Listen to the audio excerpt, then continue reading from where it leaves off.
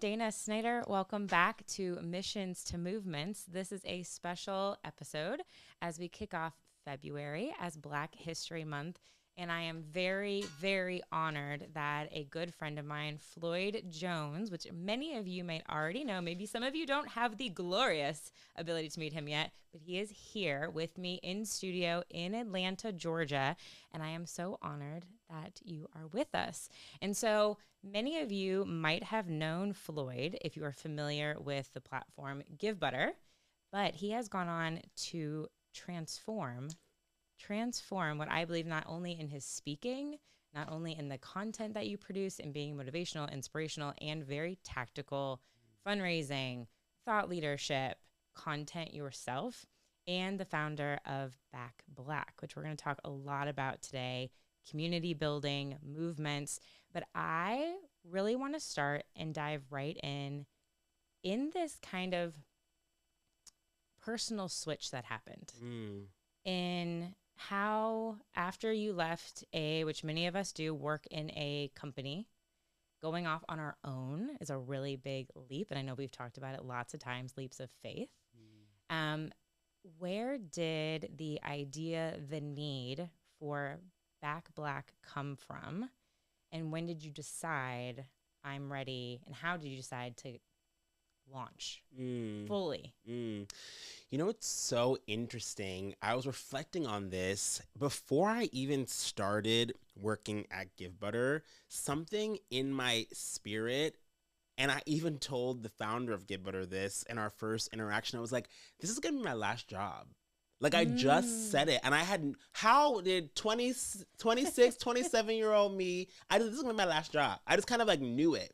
And I think that that's another thing that I'll say, and we're gonna talk about so many different things throughout this conversation, but one thing I want people to know, especially change makers, especially founders of movements, if you watching this is you, come on somebody, sometimes you have to know it before you will know it. You have to see it before you can seize it. Right. Okay. And I knew in my spirit, I said, this is going to be my last job. Right. I didn't know when, I didn't know what I was going to be doing, but I knew that this organization and that position was setting me up for something greater, for helping other people in a bigger and broader and bolder way. And it came to pass. And so for context setting, and I'm going to paint a little bit of a story here for everybody to get us into present day.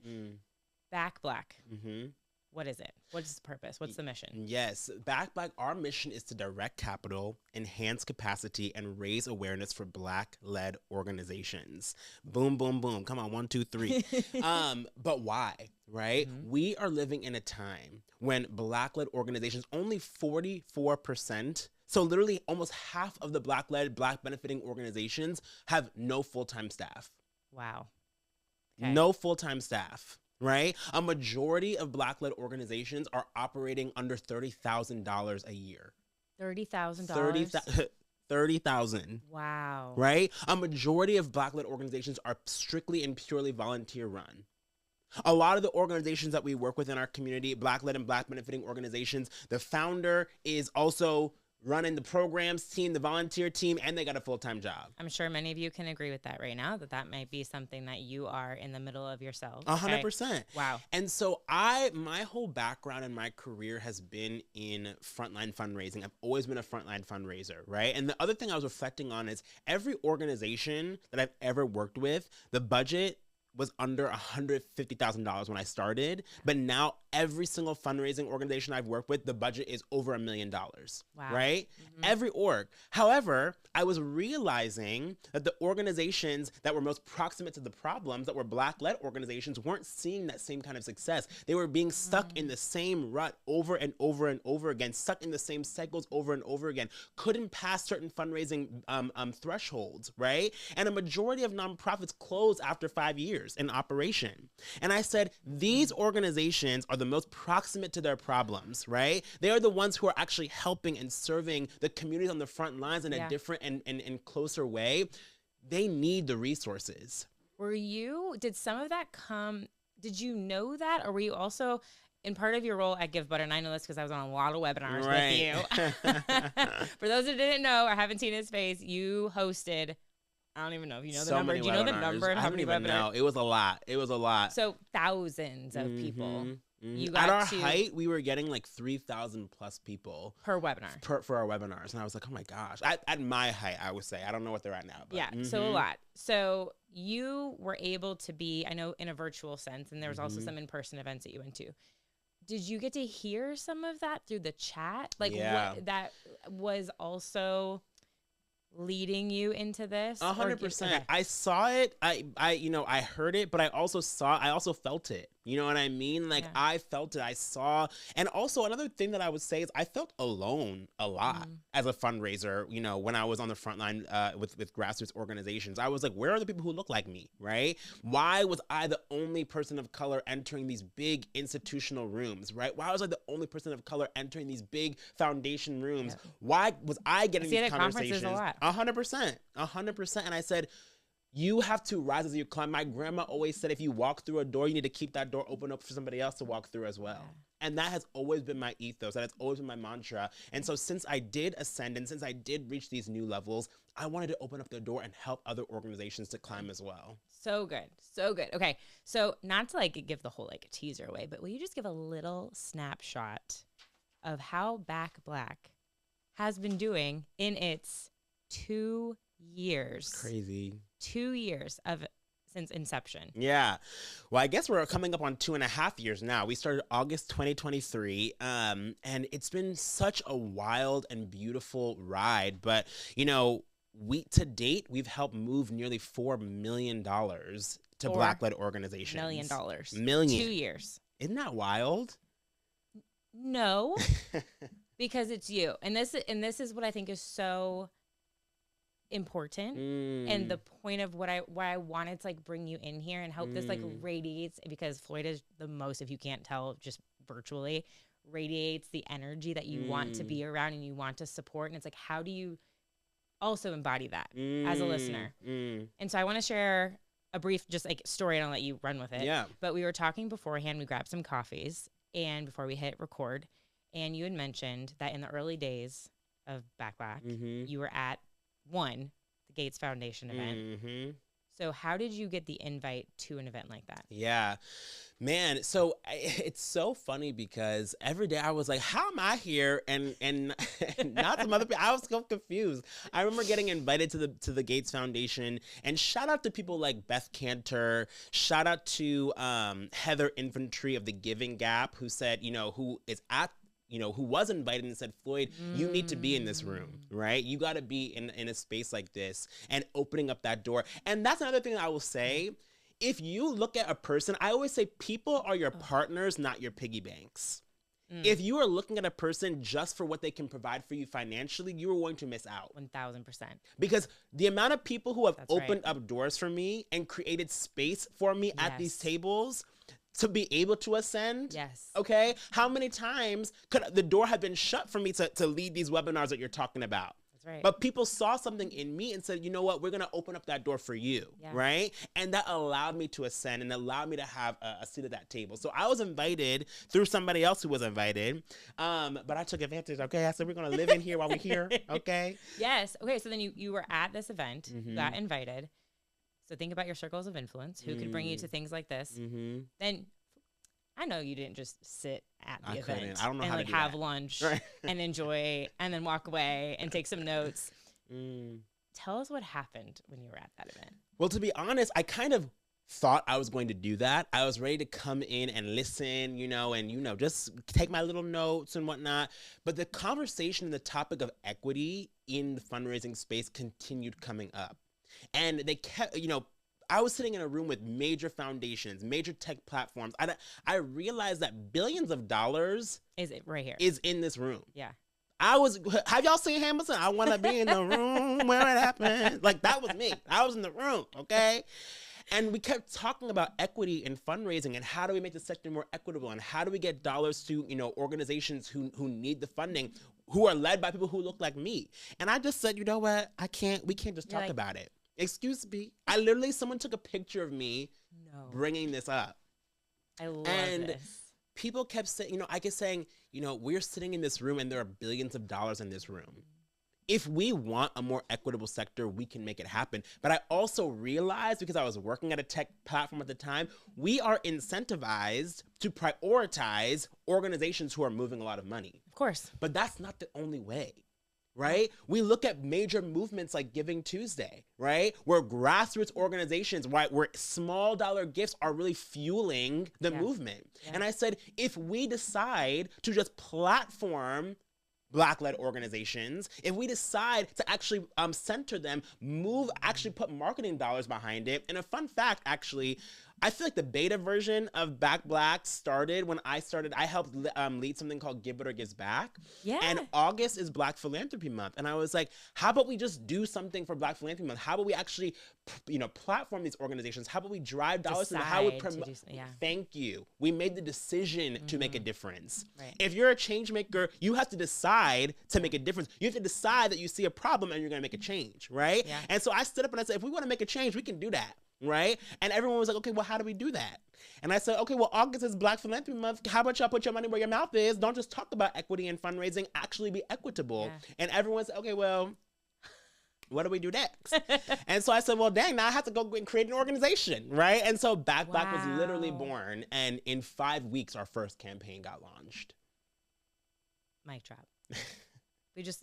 Can we just like think about how that can happen in your own world, in your own realities. What is the version of that? It doesn't have to be at a Gates Foundation event. Is that at a local Chamber of Commerce event? Is that at a local rally of something?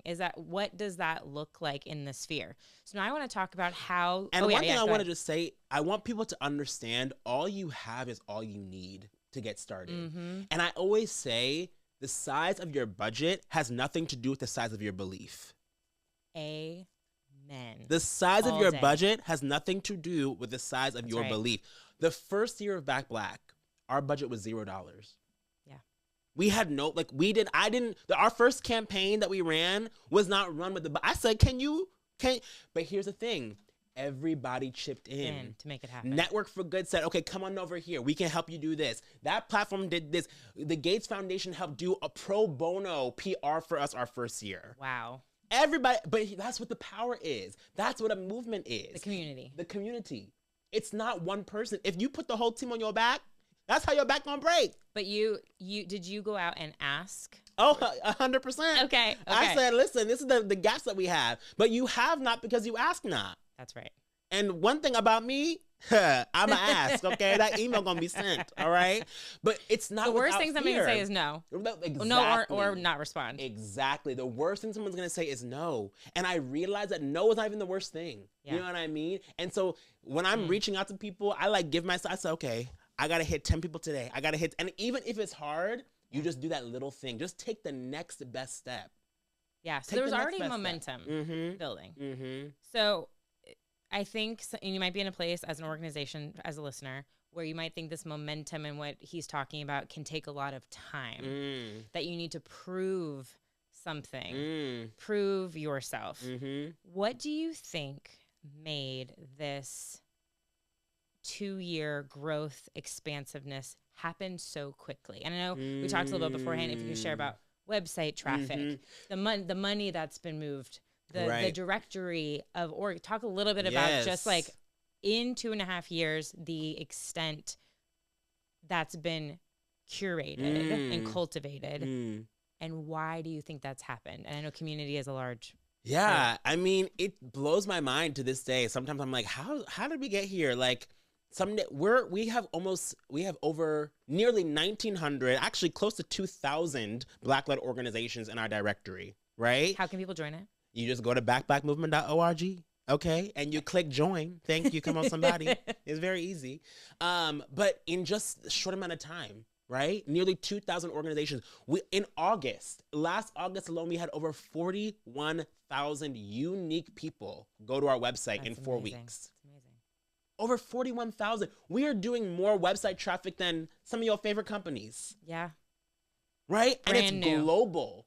It's global traction, right? People are actively, we're connecting with some amazing creators. We're getting millions of impressions throughout the month of August, right? And this last August, and So please good. make sure you join our mailing list because we're getting ready to release a report. But we saw over $1.5 million move to Black-led Amazing. organizations.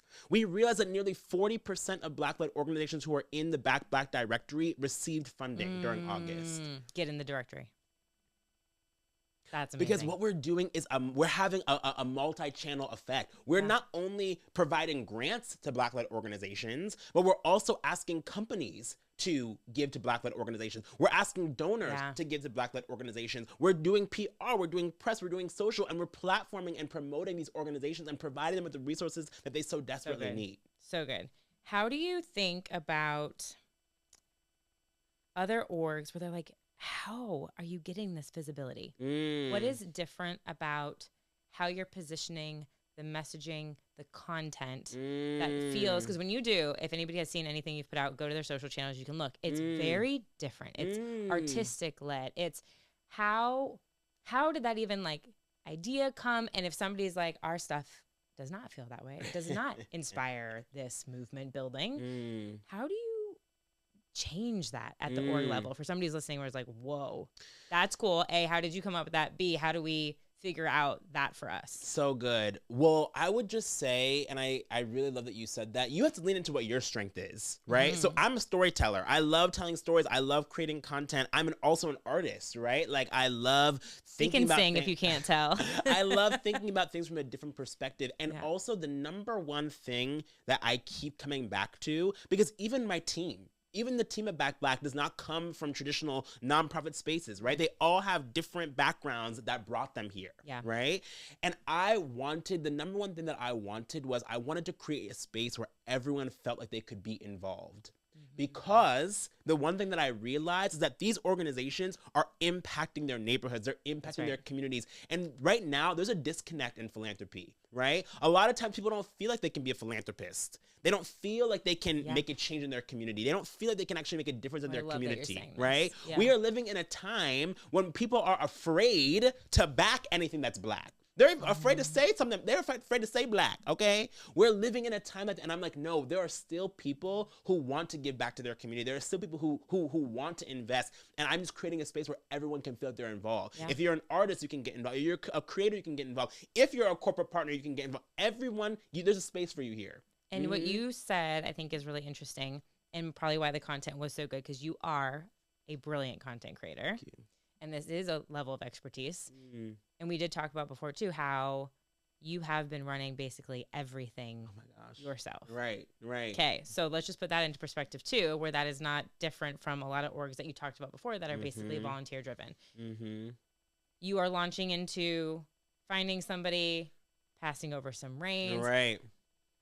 That normally takes a very long time. Speaking also of somebody who took a very long time, I'm going into 9 years of business this year, which is nuts.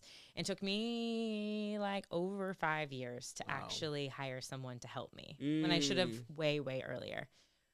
What have you realized about yourself that then hopefully, listener, this can help you too in determining where you needed to let go? Come on. You have to, one of my favorite books, and I know we'll talk about this for the end, but one of my favorite books is called The Desire Map. Oh, I've never heard of it. By Danielle Laporte. Okay. And that book was transformational for me because she stopped asking, she said, don't ask, what do you want to do? Ask, how do you want to feel? How do you want to feel? And when I was doing all of the things, I was like, I'm not supposed to be feeling like this. You know what I mean? And you have to understand, I built something called the 4 C's of community building, right? There's a catalyst, communicate, convert, catapult. Everything that I did in that first year and a half, that was catalyst work, right? I was on the social, I was doing the interviews, I was talking to the people. I want to be where the people are, okay? Call me Ariel. Like I was all the places, all right? That's what got it started. But that is not going to sustain a movement. Yeah. The spark will start the movement, but it will not sustain the movement. You're speaking to my heart with, you know what I'm saying? Everything sustainable, yeah. Come on. It's not going to sustain the movement. And I realized very early on that I have to stay in my zone of genius or else this is not going to work. That's right. It's not going to, if you're the founder, your community is counting on you. They are counting on you to be your best. Not be the best, be your best, right? And I was like, I love a spreadsheet, but this ain't my calling. Like, it's really not para mí. Like, it's not for me. You know what I'm saying? Yes. I'm not supposed to be writing every grant. I'm not supposed to be doing all these different things because it's not my zone of genius. You know what I'm saying? Yeah. And so remember what I said before, my number one intention is to create a space where everyone feels that they can get involved. That has to apply to the staff too. Right. Right. And so we are opening up the doors. We are hiring people. We are getting people to come in and live in their zone of genius so that I can live in mine and we can be more effective. So good. This is so good. Where do you think that, and part of your C's, I think, is also focused on the storytelling. I think, and we've talked about this has probably been attempted to do lots of times. What makes the storytelling, the mission of BackBlack so unique that corporate partners, and maybe it was you as the founder that had relationships, were willing to finally pay attention. So good. And commit. I think it's a little bit of both. I do think that some of it is, you know, if you have a relationship, you have to lean into that relationship and try to get the door open. However, I do think that the problem that we're trying to solve is a universal problem. Like, there are so many people who want to make an impact, who want to make a difference. They just don't know how. And I always tell people, you are a bridge. You're a bridge between where your people are and the change that they want to see in the world. Right. You're a bridge between where your people are and the impact that they want to have in their communities. These companies that because we do a really great job with corporate partners. I think over the last 2 years, we've gotten over $150,000 in corporate partnership funds that we can grant out, or that's been happening pro bono and all the bang, right? And I realized that people want to make an impact. You just have to be the vessel to make that happen. You know what I'm saying? And so we prioritize that from very early on, and it's been working. So good. I always love just being in the same room with you and the energy. And I would also say, find the people that do that for you. I think that's really important 100%. As we're in this new year. It's like, who are the people that energize you, that give you some curiosity, that can open the doors for you, that can invite you to the events. And people that you can learn from. Like, oh yeah. Here's the thing about Dana and I, right? The thing that I love the most is, yes, I'm here giving energy, but the amount of wisdom, the amount of opportunity, the amount of things that you've poured into me has changed my life, right? And so you can only grow as much as your circle is. Yep. You know what I'm saying? I always say proximity is your power. So who are you proximate to? That's right. And I like predictability as power. Okay, come on, somebody. A little bit of like sustainable monthly giving in there. Okay, so to wrap us, I wanted to ask, your story is so profound. To the founders, to the EDs, to you that are listening, what do you hope that it can prove or shed a light on to Black-led organizations and just to people overall building movements from the ground up about what's possible? Like I said before, all you have is all you need. If you have something that is speaking to you and calling to you, it's calling to you for a reason. And you are the change that you need, right? But you have to start. You have to start. You have to allow yourself to get started, even in the fear. I remember before we started filming, you were like, "You have no fear." I was like, let me tell you, I looked at that mic and I was trembling, okay? But my fear wasn't going to keep me stuck. I wasn't going to let the fear hold me back. Why? Because I know my community is counting on me, right? Yeah. And also, is your fear going to stop you from the life that you are meant to live? From the people you were meant to impact? From the change you're meant to have? You know what I'm saying? Yeah. See the fear, do it anyway. All you have is all you need. What's your Gates Foundation moment? Ooh. That's what I'm going to put on the list. But you know, I'm also going to say, opportunities like that. Not the specific, like, right. Speaking up, taking 100%, the mic. 100%. What's your moment? But also, it's like, how are you planting the seeds now? So that way, when that moment comes, you're ready. You're ready. That's right. You know what I'm saying? Yeah, it's a great point. Great perspective. Come on. Okay, to wrap, just because we're still in the new year. It's just February. Listen, it's until March. And I think you just gave it a little sneak peek, but I want to leave everybody with either favorite book, favorite podcast, favorite film, something that you think they need to see that's inspiring you right now. I would also say the other book that I love is called Essentialism. Okay. The Disciplined Pursuit of Less. by Greg McCone. Okay. Read that book. That also changed my life. These are 2 new ones for me. They're good books. Write them down. Write them down. Floyd, thank you for being here. Friend. You're the best. You're the best. Where should people go? It's February. We're not yet in August, but there's always things to do. Corporate partners, Black-led orgs. What's the direction? Where can they find you? All the things. Well, if you want to stay in touch with me, join my newsletter, floydjones.co, okay.co. Or if you want to get in touch with BackBlack, go to backblackmovement.org. Awesome. Amazing. Thank you, Floyd. Thank you.